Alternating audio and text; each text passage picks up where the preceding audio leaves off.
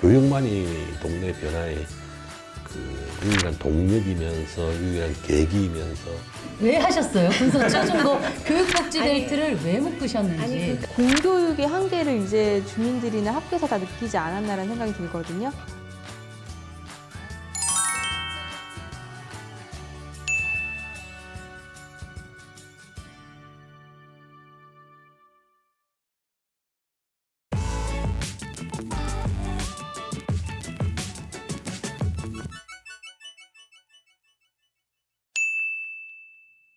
그 영화에 대해서는 아마 그 저작권의 한 80% 정도는 제가 가지고 있다고 생각을 하는데 2018년도 여름에 교육부에서 풀뿌리 교육자치에 대한 그 시군대사의 공모를 했고 마을교육협의회라는 이름으로 이 제안서를 냈는데 마을교육협의회를 가기 위한 전 단계에서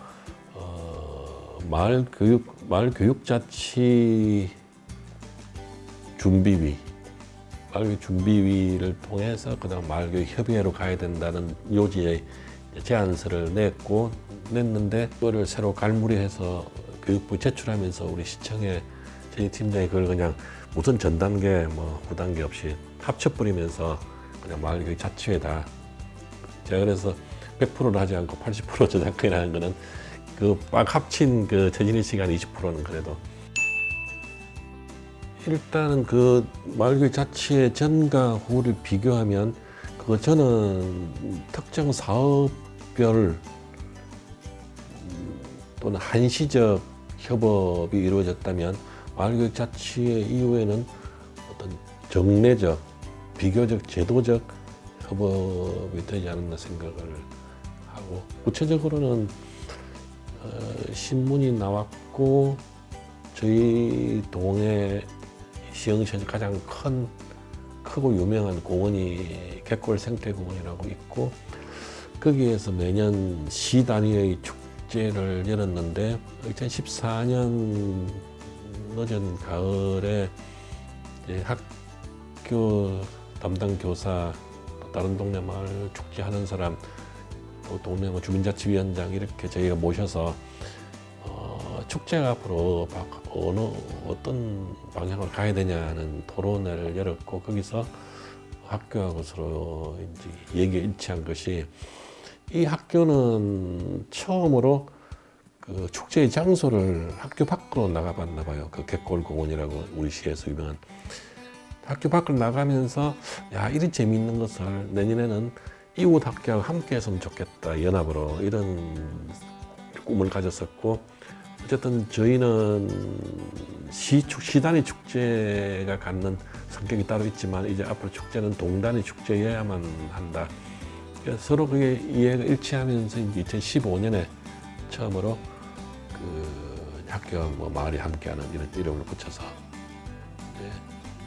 이제 그게 축제가 제일 뭐 전형적 이 학교 밖에 협업하기 좋은 뭐 사업이고 그에 거쳐오던 것이 마을교육자치회라고 이제 그 학교 교사, 학생 대표, 그런 동네 사람들 이렇게 정례적 이렇게 원래 모임을 이제 가지면서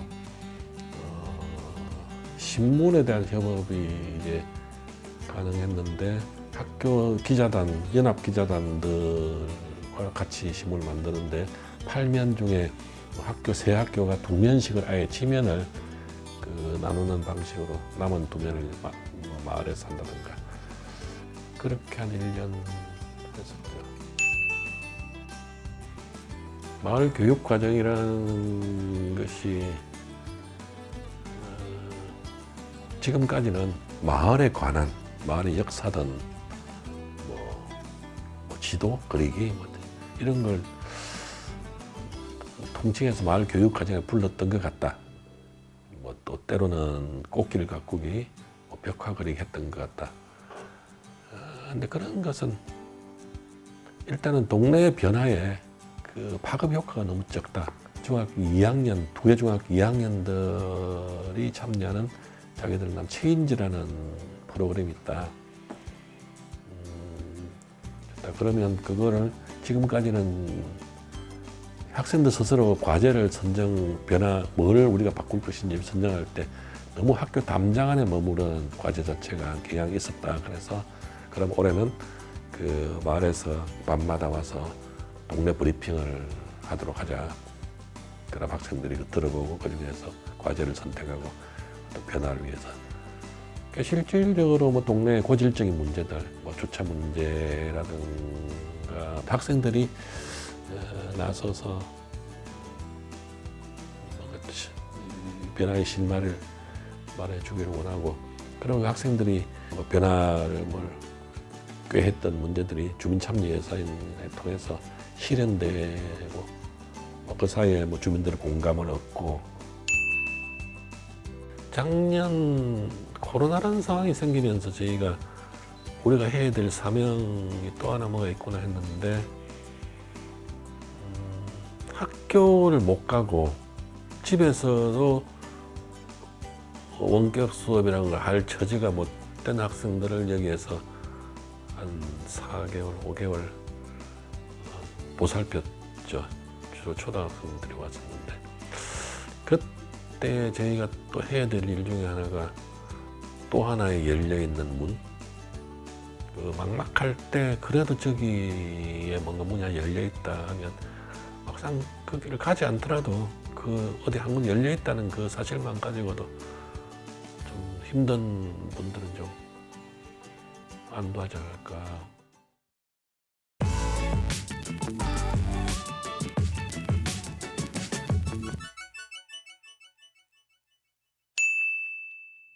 예, 1998년도 9월부터 그 초록어린이 성교교육센터라고 하는 기관으로 지역의 아이들, 초등 대상의 아이들 지원하는 다양한 활동들을 좀 진행을 했습니다. 근데 그런 진행을 하면서 기관에서 아이들을 교육하는 것 이상의 역할들이 사실은 이 지역에선 필요했었고, 그러면서 이제 학교와 연결할 수 있는 연결고리를 찾기 시작했습니다. 그래서 인근에 군서초등학교라고 하는 학교와 연계해서 다양한 활동들을 진행을 했었는데, 문제는 1998년부터 아이들은 계속 성장해서 초등, 중등, 고등학생으로 이렇게 성장해 나간다는 사실이었습니다. 그래서 사실 초등학교만 연결해서 끝날 것이 아니라 초등, 중등, 고등 이렇게 마을 기관에 아이들과 같이 성장하는 것이 학교와 연계가 굉장히 중요하다라는 생각이 들어서 학교와의 접촉들을 다양한 방법으로 이제 시도를 했고요. 그런 부분들이 쉽지는 않았고, 구체적으로 연결고리가 됐던 게 이제 2015년 경기도에서 마을교육 공동체라고 하는 이름으로 실제로 학교와 만날 수 있는 기회들이 제공이 되면서 저희들이 학교를 만나게 됐죠. 기본적으로 그 이제 시흥시 지자체에서 교육에 대한 관심이 상당히 높은 것 같아요. 또 이곳이 그 정주의식이 좀 많이 낮은 도시입니다.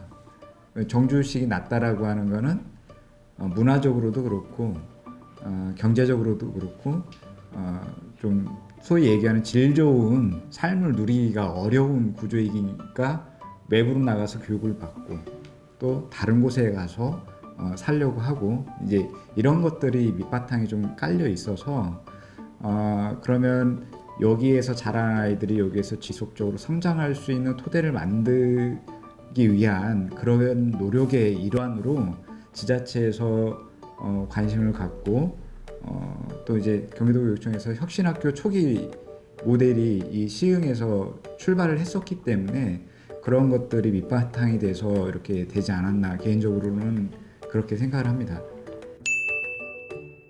그 두목회라는 것은 그 정황교육 자체가 우리가 무슨 꼭 큰 안건이 있어서 모인다기보다 그냥 모여서, 그러니까 제 생각은 그래요. 학교에서도 회의를 진지하게 했지만 회식하러 뒤풀이하러 가면 거기서 속내가 또 막 나오는 예가 많거든요. 그래서 저희가 얘기하기를 그런 진지한 주제도 논의를 하지만 뭐 이런 거 사사로운 거 이런 건 어떻게 우리가 함께 할 수 없을까, 이런 편안한 얘기를 하기 위해서는 정기적인 모임이 필요하다. 근데 각자 바쁘잖아요. 각자 바쁘니까 날짜 맞추기 너무 힘들어요. 그 두목회라는 데 소속된 사람 보면 초중고 교장 있고 초중고 교사 있고 마을 활동가 있고 이러다 보니까 이게 너무 힘들어서 두 번째 목요일 날 만나는 걸로, 그날은 되도록이면 아주 중요한 출장이거나 그러지 않으면 비우는 걸로 하자. 그래서 두목회라는 명칭을 썼고, 이제 정확한 명칭은 정악마을교육자치협의회 날이죠.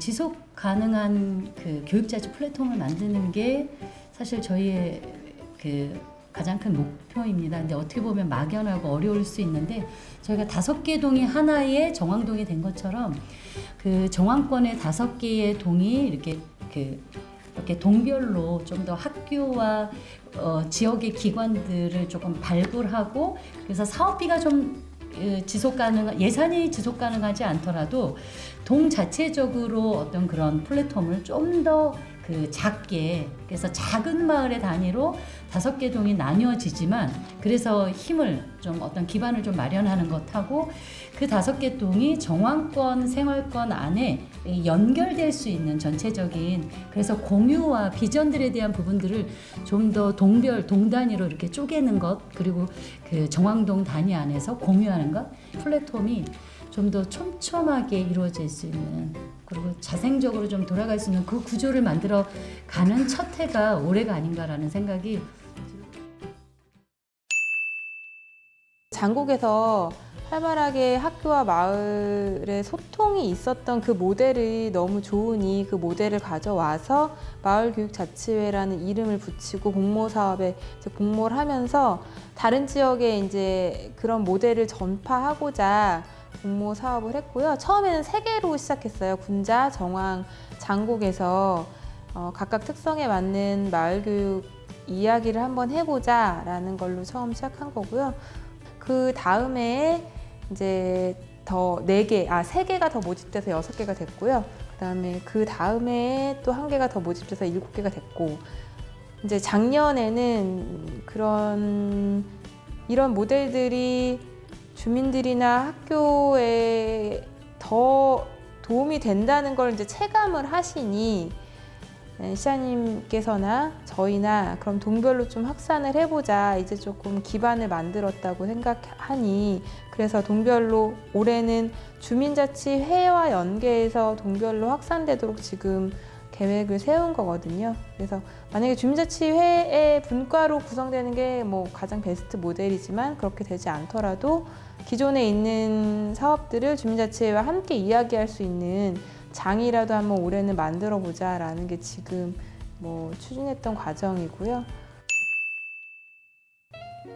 장기적으로는요, 동별로 마을교육 자체가 가능하면 구성이 돼서 학교들이 언제든지 지역에 필요한 것들이 있고 소통을 하고 싶고 학교의 범위를 확장하고 싶으면 거기에 마을교육자치회라는 그 의사소통 구조 안에서 그 이야기를 하게 만드는 게 가장 궁극적인 목적이고요.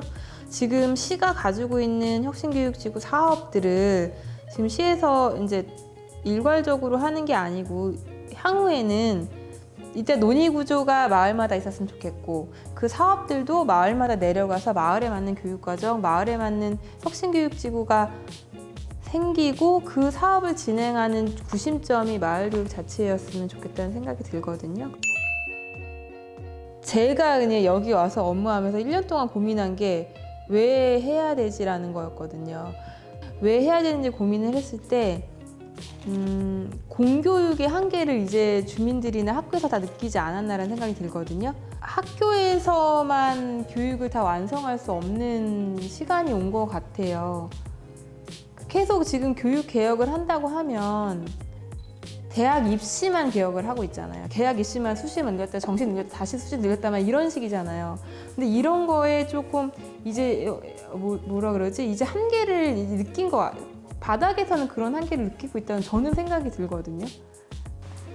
하지만 이제는 그게 교육의 목적이 되어서는 안 된다라는 거를 누구나 많은 사람들이 이제 공감을 하는 것 같아요. 근데 그러면은 뭘 해야 되냐? 그 이야기를 내 가까운 학교에서, 내가 살고 있는 지역에서 이야기를 하고 싶다라는 욕구가 나와서 마을교육 자체가 만들어진 것 같아요. 제 생각에는. 그래서 궁극적인 목적은 당연히 공교육에서 가진 한계를 벗어나서 마을에서 배우고 마을에서 자란 아이들이 여기서 행복하게 학창 시절을 보내고 뭐 다른 지역에 취업을 갈 수도 있지만 내가 뭐 나쁜 대학을 뭐 좋지 않은 대학을 나왔다고 해서 패배감을 가지지 않고 다시 또 우리 지역에서 작은 소상공인으로 저처럼 공무원으로 또 뭐 선생님으로도 올 수 있고 다시 돌아와서 행복하게 살 수 있는 기반을 만들어 주려고 하는 게 궁극적인 목적이 아닐까 저는 그렇게 생각합니다.